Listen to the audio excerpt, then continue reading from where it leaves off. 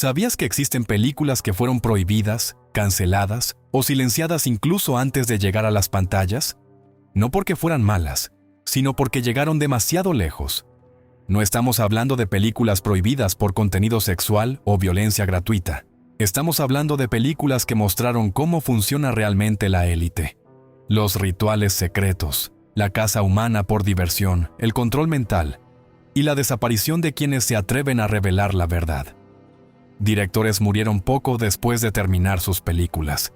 Escenas enteras fueron eliminadas tras la muerte de uno de los mayores cineastas de la historia. Una película fue atacada públicamente por el presidente de los Estados Unidos, incluso antes de ser estrenada. Y documentales, que investigaban programas secretos, simplemente desaparecieron de los archivos de televisión. Y siempre que alguien se acerca demasiado a estos temas, algo ocurre.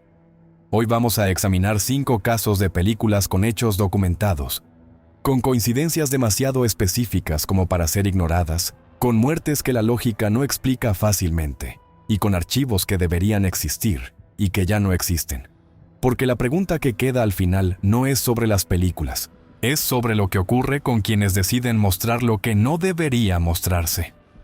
Si este tipo de investigación tiene sentido para ti, suscríbete al canal, porque lo que vamos a examinar aquí requiere atención y una mente dispuesta a seguir las evidencias hasta donde ellas conduzcan. En 2012, un exsoldado estadounidense llamado David Crowley lanzó en YouTube un tráiler de 2 minutos. Este tráiler mostraba un futuro cercano en Estados Unidos. Calles bajo ley marcial, chips implantados en las muñecas de la población, guillotinas en campos de detención, soldados disparando a civiles. Era sombrío, cinematográficamente impresionante y perturbador de una manera que difería de cualquier ciencia ficción común.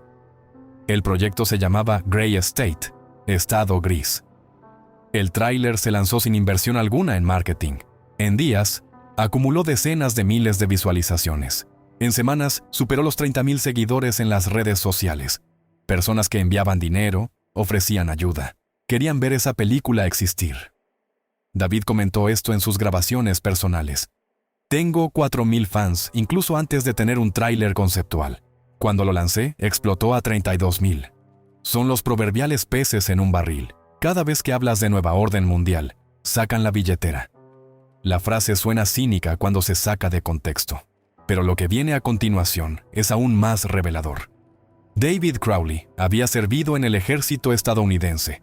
Había pasado por 2 campañas en Oriente Medio, una en Irak, otra en Afganistán, esta última en contra de su voluntad, a través de una práctica llamada Stop Loss, donde los militares son retenidos más allá del plazo previsto. Regresó desconfiado del gobierno, convencido de que había algo podrido en el sistema que había jurado defender. Gray State era su forma de gritar eso. La película exploraba un concepto muy específico.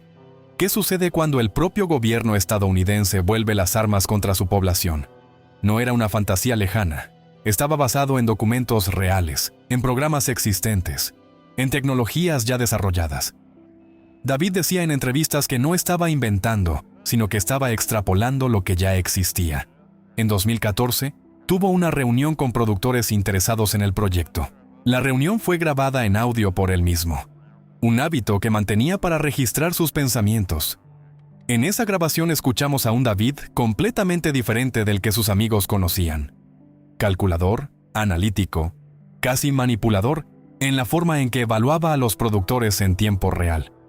El documental sobre el caso, dirigido por Eric Nelson, muestra ese audio a personas cercanas a David. La reacción es unánime. Ese no es el David que yo conozco. Pero el proyecto avanzaba, los fanáticos crecían, las filmaciones estaban en marcha, y entonces las personas alrededor de David comenzaron a notar algo diferente en él.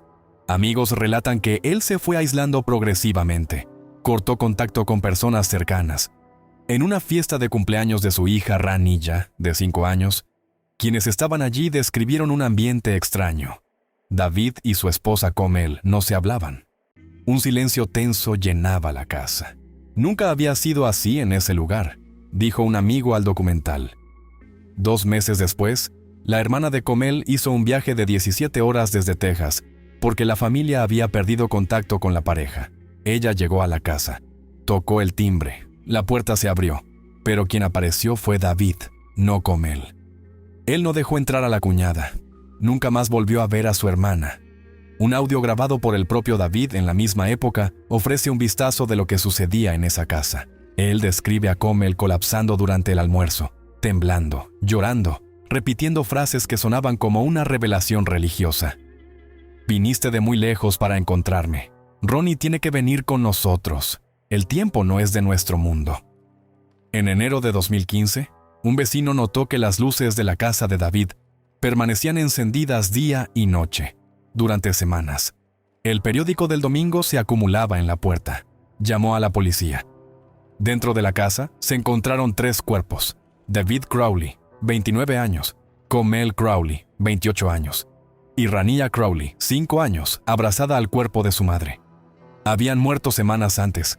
La causa determinada por la policía: asesinato-suicidio. David habría matado a su esposa y a su hija y luego se habría quitado la vida. El caso se cerró rápidamente. En pocas horas había una versión oficial.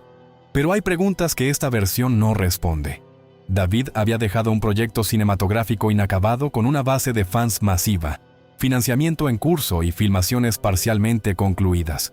Personas que lo conocían dicen que era apasionado por el proyecto. No había señales de que lo abandonara. El documental de Eric Nelson entrevistó a productores que habían trabajado con David y que describen a un profesional completamente dedicado, sin ningún signo de deterioro creativo. Y está el detalle de la hermana de Comel.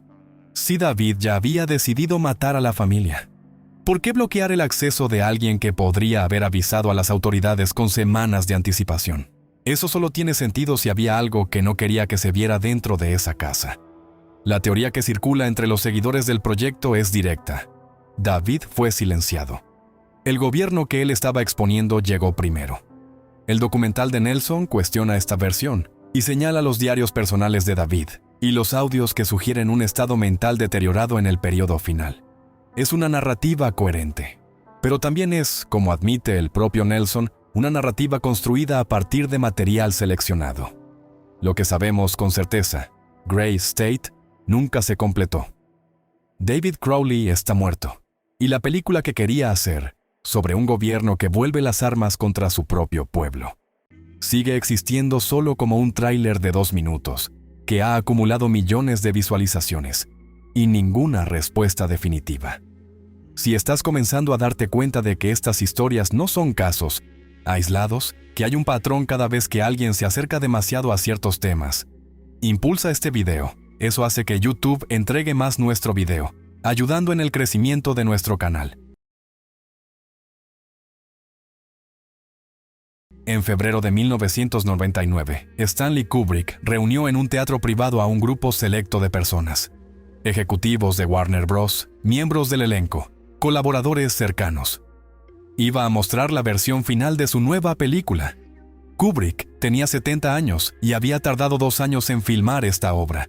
Más de 90 tomas en ciertas escenas, control absoluto de cada cuadro, cada luz, cada nota de la banda sonora, compuesta con cantos litúrgicos ortodoxos rumanos reproducidos al revés. Era el tipo de obsesión que definía toda su carrera. Al final de la sesión, él estaba emocionado. Les dijo a las personas en la sala que esa sería la mejor película de su vida. 6 días después, Stanley Kubrick estaba muerto. Ataque al corazón mientras dormía, sin antecedentes relevantes de problemas cardíacos, ninguna señal previa. Meses después, en julio de 1999, Ojos bien cerrados llegó a los cines. Pero la película que el público vio no era la misma que Kubrick había presentado en la proyección privada. Aproximadamente 23 minutos habían sido cortados. Algunas escenas fueron regrabadas, planos fueron alterados. La Warner Bros. Justificó los cambios como ajustes en el ritmo narrativo, pero Kubrick había aprobado la versión final. Estaba satisfecho. No dejaba espacio para la reinterpretación. Nunca había hecho eso en toda su carrera. Entonces, ¿por qué, después de su muerte, alguien decidió que la película necesitaba ser diferente? Para entender el peso de esta pregunta, es necesario comprender lo que la película muestra. La trama sigue al Dr. Bill Harford, un médico exitoso de Nueva York, casado, bien relacionado, con fácil acceso a los círculos más privilegiados de la ciudad.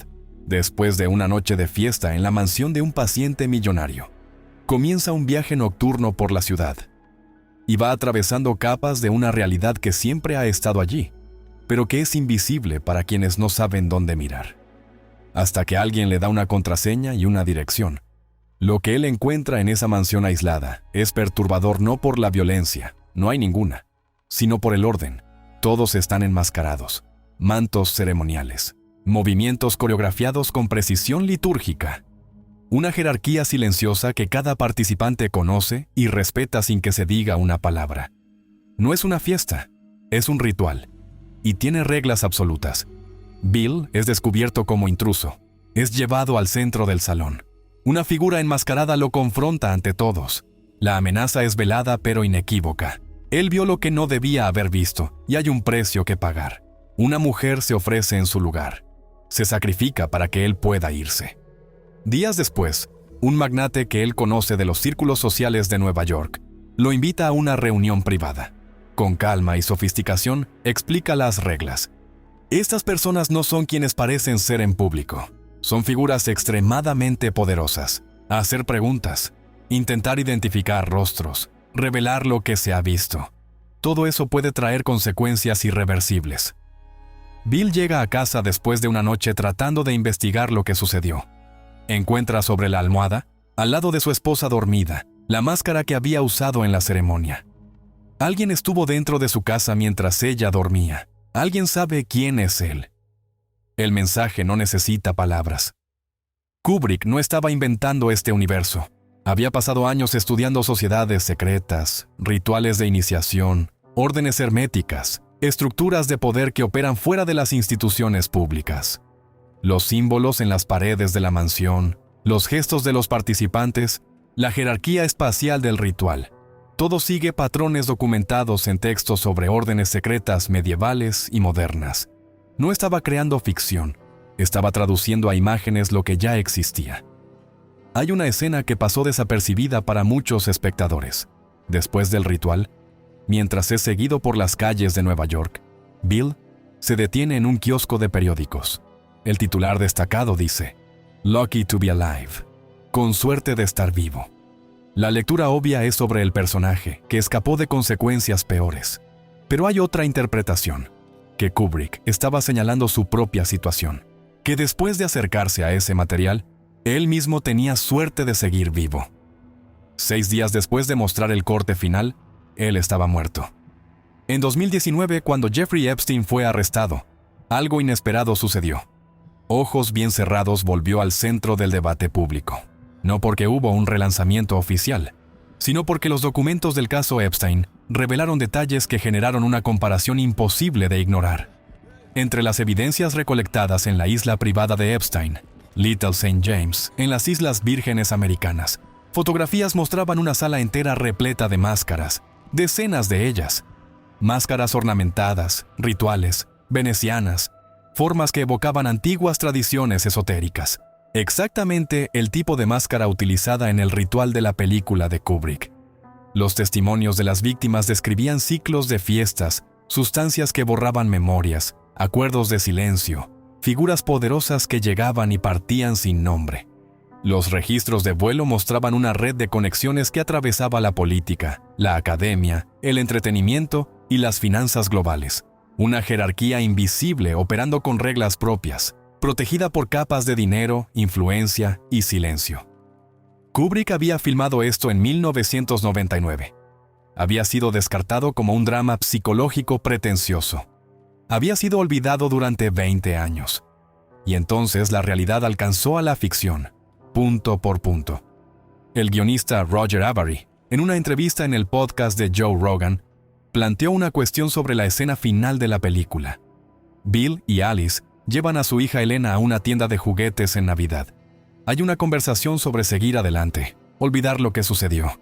Pero la cámara sigue a la hija, y en un determinado momento, 2 hombres asociados al ritual aparecen en el cuadro, observando. Elena desaparece por un momento.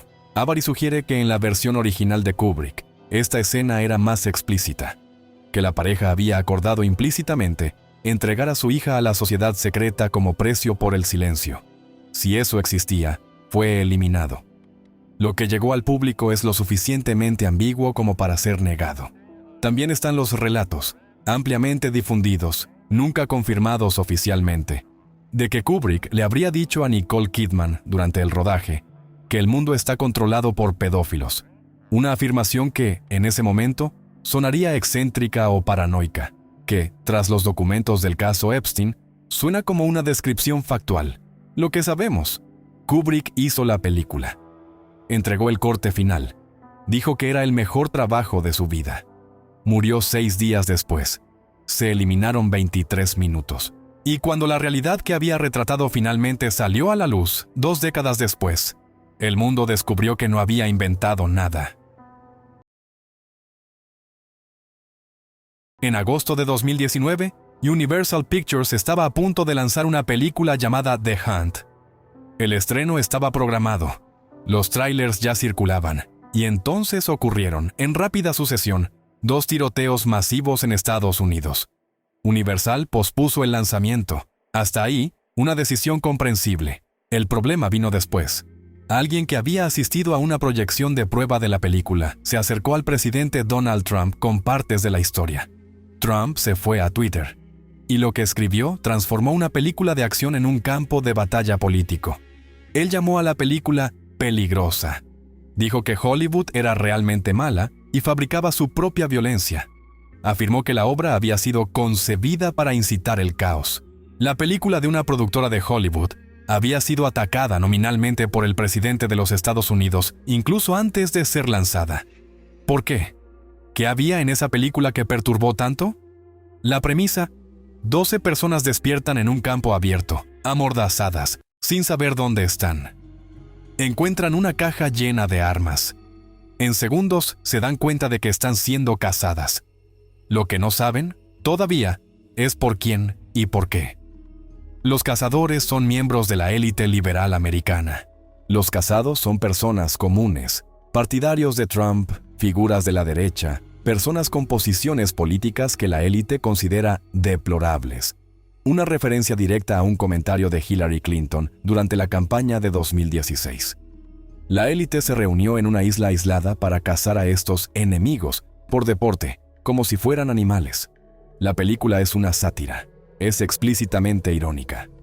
No glorifica a los cazadores, por el contrario, los ridiculiza. La protagonista es una veterana de guerra elegida como presa que, con una competencia impresionante y un humor seco, comienza a cambiar las cosas.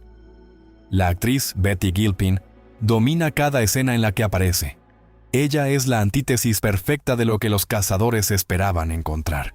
La película se burla tanto de la izquierda como de la derecha estadounidenses. Tiene comentarios sobre el calentamiento global, la posesión de armas, el aborto, el racismo, la xenofobia y las teorías de conspiración. Es básicamente una metralleta satírica apuntando a ambos lados del espectro político al mismo tiempo.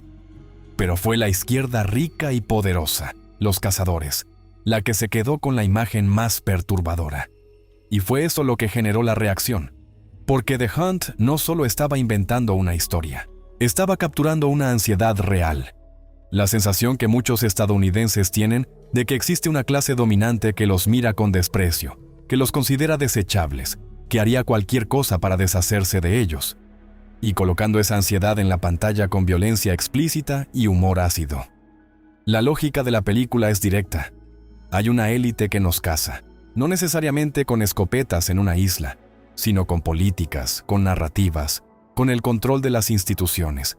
Y cuando ese control es amenazado, la respuesta puede ser brutal.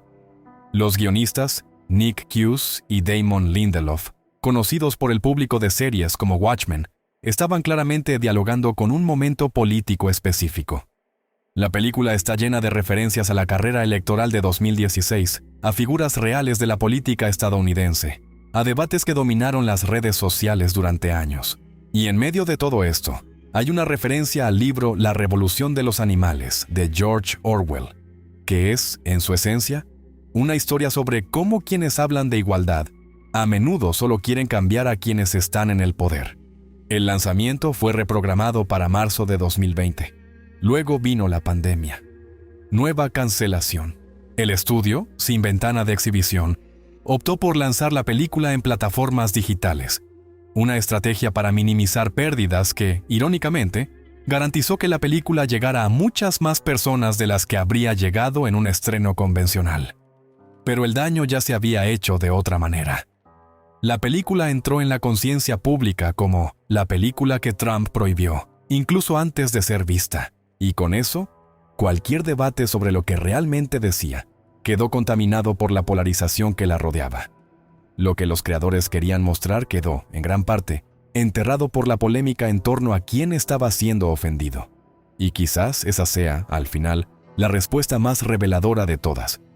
Cuando una película retrata a la élite cazando a personas comunes, la élite se moviliza para suprimirla, incluso si lo hace a través de tweets presidenciales en lugar de guillotinas. En 2012, un director canadiense llamado Christopher McBride lanzó una película llamada The Conspiracy, La Conspiración. Era un falso documental, una producción de ficción presentada en el formato de un documental real, con cámaras amateurs, entrevistas y material de archivo. La historia comienza con dos jóvenes documentaristas que deciden hacer una película sobre teorías de la conspiración, más específicamente sobre un hombre llamado Terrance, un sujeto que sale a las calles tratando de despertar a la gente, convencido de que existe una sociedad secreta que controla los eventos mundiales. Para él, grandes guerras, asesinatos políticos, crisis económicas, todos son piezas de un plan mayor operado por un grupo que nadie ve. Al principio, los documentaristas tratan a Terrance con una mezcla de curiosidad y escepticismo condescendiente. Es extraño, obsesionado, pero inofensivo.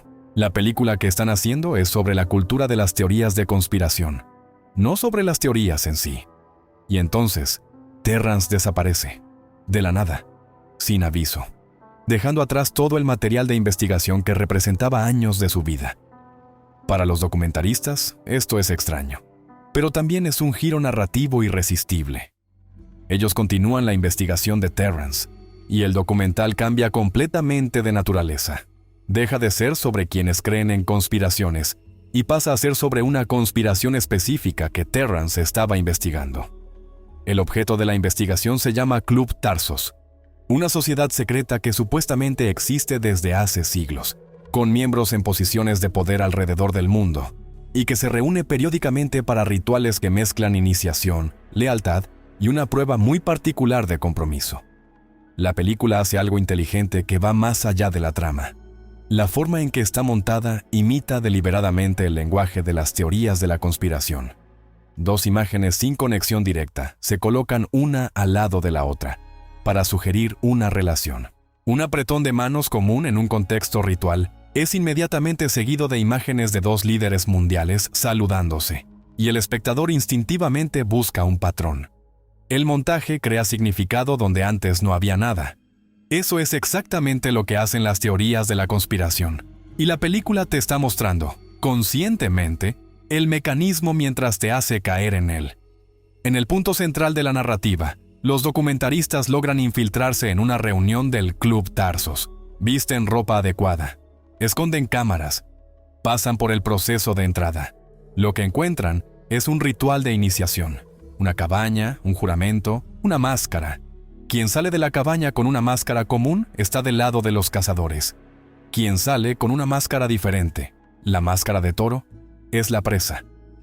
Hay un espejo en el pasillo de salida, para que cada nuevo participante sepa, al ver su reflejo, si va a cazar o a ser cazado. Aaron, uno de los documentalistas, es descubierto. Recibe la máscara de toro. Sale del pasillo para encontrar a su compañero Jim, quien lo traicionó para salvar a su propia familia, que el club había tomado como garantía. La película termina de manera reveladora. Hay una entrevista con un representante del Club Tarsos, quien afirma con calma que todo fue una puesta en escena para asustar a los intrusos, que nadie resultó herido, que Aaron está bien. Fue a cumplir el sueño de vivir en una comunidad aislada, lejos de la sociedad. Pero Aaron no aparece en esta entrevista final. No hay ningún registro de él después de la noche de la cacería. Y dentro de la lógica de la película, el mensaje es inequívoco. El club controló la narrativa desde el principio. Lo que el público está viendo no es un documental, es un material curado por el propio grupo que supuestamente estaba siendo expuesto por la película. Es ahí donde la película revela su capa más perturbadora. En un determinado momento, un personaje explica la estrategia del club para lidiar con la investigación pública. Liberar voluntariamente algunas informaciones, crear un sitio web, permitir que se publique un artículo en un periódico, pero editado, controlado, sin revelar nada que importe, porque para ellos es preferible tener un poco de información disponible que ninguna. Con ninguna información, las teorías de conspiración proliferan sin control. Con un poco de información, gestionada por ellos, la narrativa permanece bajo control. Es una descripción precisa de cómo funciona la desinformación como herramienta de poder. No niegues todo, porque la negación total genera desconfianza. Admite lo suficiente. Controla lo que se admite y deja que el resto se pierda en el ruido. La película fue estrenada en 2012 y fue razonablemente bien recibida como un ejercicio de ficción inteligente. Pero en 2017, algo cambió. En ese año, el fenómeno QAnon comenzó a ganar escala. Teorías sobre sociedades secretas, control global, rituales de iniciación, sacrificios. Todo eso salió de los foros oscuros de Internet y entró en el mainstream político estadounidense. Se utilizaron como herramienta en las campañas del Brexit y en la elección de Trump. Se convirtieron en un lenguaje común para millones de personas. La película de McBride había retratado en 2012 una mecánica específica de cómo funcionan las teorías de conspiración, cómo se propagan, cómo manipulan, cómo el propio formato del documental puede ser utilizado para crear creencias. Y 5 años después, esa mecánica estaba operando a escala global, moviendo elecciones, moldeando políticas, dividiendo familias. Lo que era ficción inteligente en 2012 parecía profecía en 2017. Y hay una cuestión que la película plantea, y que permanece sin respuesta, sobre el costo de querer ingresar a esos círculos. El análisis del guión sugiere que, cuando no hay intrusos que eliminar, el club puede simplemente cazar a uno de los candidatos a la membresía, que esas personas en la fila para el ritual de iniciación están apostando su propia vida por la oportunidad de entrar en el grupo más poderoso del mundo. Un club tan exclusivo que el precio de la entrada puede ser tu propia existencia. Y aún así, hay fila para entrar. Pero hay un nivel aún más profundo que las películas canceladas o los directores muertos. Un nivel donde la pregunta ya no es ¿qué no quieren que veas?, sino ¿qué te hicieron ver sin que lo supieras? Porque Hollywood no solo produjo películas sobre control mental. Según documentos desclasificados de la CIA, Hollywood fue, en ciertos momentos, un laboratorio activo para probar el control mental. En 1979, un periodista estadounidense llamado Walter Bowart publicó un libro titulado Operation Mind Control, Operación Control Mental. Estaba basado en documentos filtrados y entrevistas con exagentes y supuestas víctimas del proyecto MKUltra, el programa secreto de la CIA, iniciado en los años 1950, que utilizaba hipnosis, drogas, privación del sueño y técnicas de condicionamiento para intentar crear agentes programados y sujetos controlables. El programa fue desclasificado parcialmente en los años 1970, tras investigaciones del Congreso estadounidense.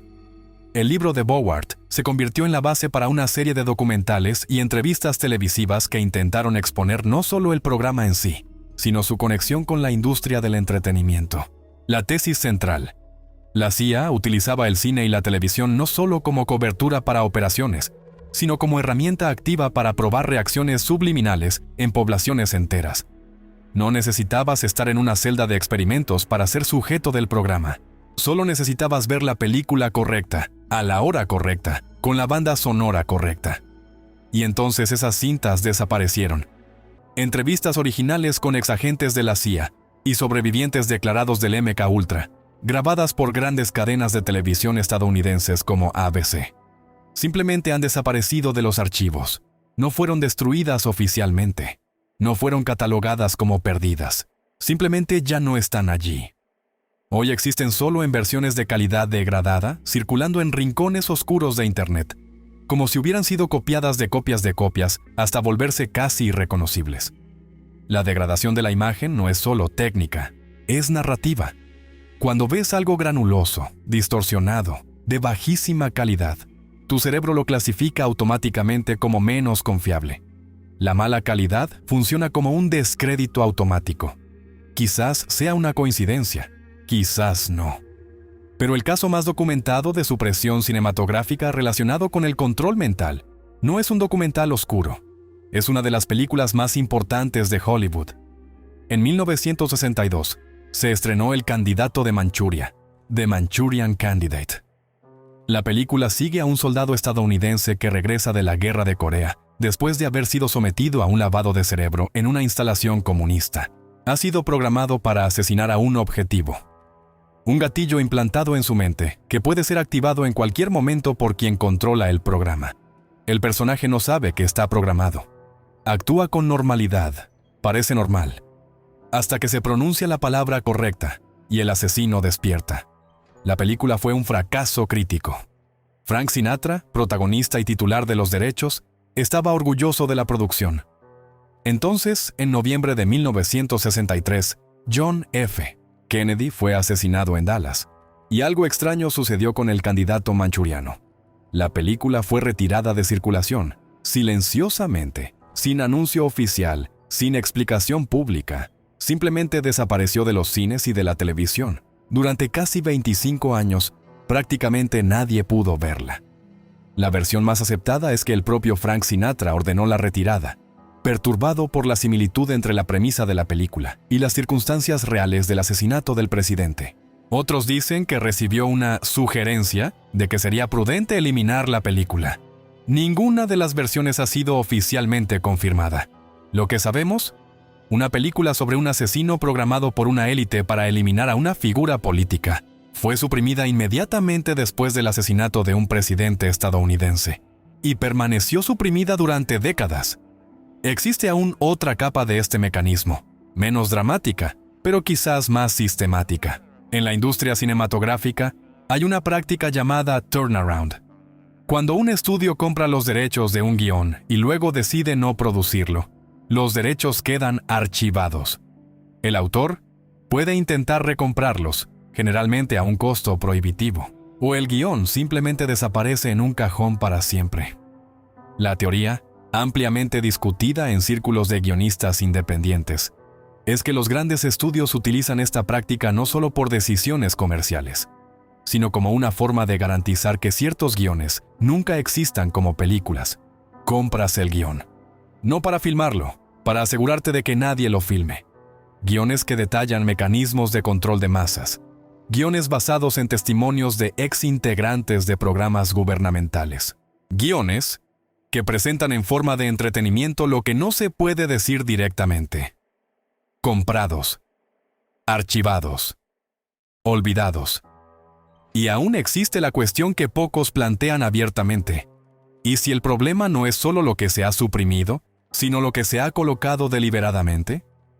Investigadores de medios han documentado, desde los años 1950, el uso de técnicas cinematográficas específicas para inducir estados alterados de atención, cortes en determinadas frecuencias, bandas sonoras con ritmos binaurales, frecuencias que afectan las ondas cerebrales y pueden inducir estados de relajación profunda, similares a estados hipnóticos leves.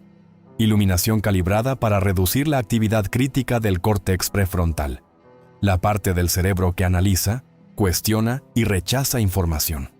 Las películas de Alfred Hitchcock han sido estudiadas académicamente durante décadas por su capacidad de mantener al espectador en un estado de tensión suspendida, una forma de parálisis atencional donde se absorbe lo que se ve sin procesar críticamente. Hitchcock describió este estado como su objetivo declarado. Quería que el público no pensara, quería que sintiera. La distinción importa. Pensar es activo, sentir es pasivo. En un estado de sentimiento puro, sin análisis, aceptas premisas que cuestionarías si estuvieras pensando. Absorbes visiones del mundo, absorbes jerarquías, absorbes lo que es normal y lo que no lo es. El argumento, formulado por investigadores de medios y exfuncionarios de la CIA que hablaron públicamente en las décadas posteriores al Meca Ultra, es directo. El cine es el laboratorio más eficiente de control mental jamás desarrollado. No porque fuerce nada, sino porque vas voluntariamente, pagas para entrar. Te sientas en una sala oscura, en silencio, y entregas tu atención por completo. Ningún experimento de laboratorio logra ese nivel de cooperación del sujeto. Los documentales que intentaron decir esto en voz alta fueron retirados de circulación. Las cintas desaparecieron.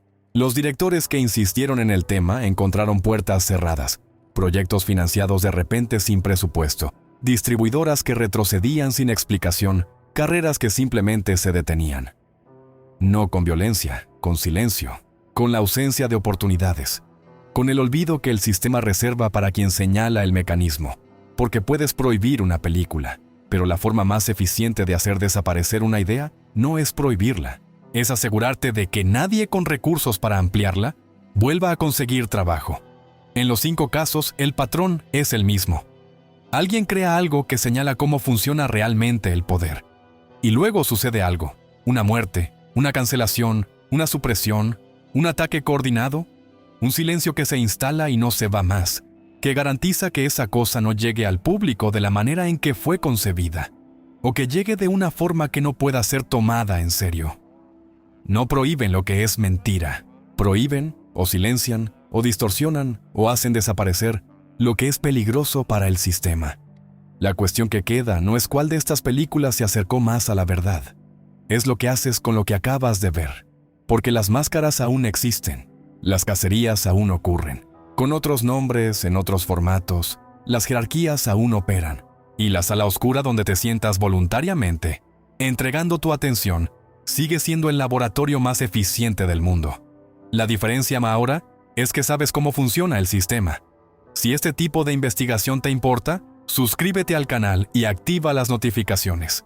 En los próximos videos continuaremos siguiendo los patrones, porque la verdad rara vez aparece de una vez. Aparece en fragmentos, en películas olvidadas, en muertes convenientes, en minutos que desaparecen antes del lanzamiento, en cintas que desaparecen de los archivos sin explicación. Y a veces, la única forma de verla es saber dónde mirar.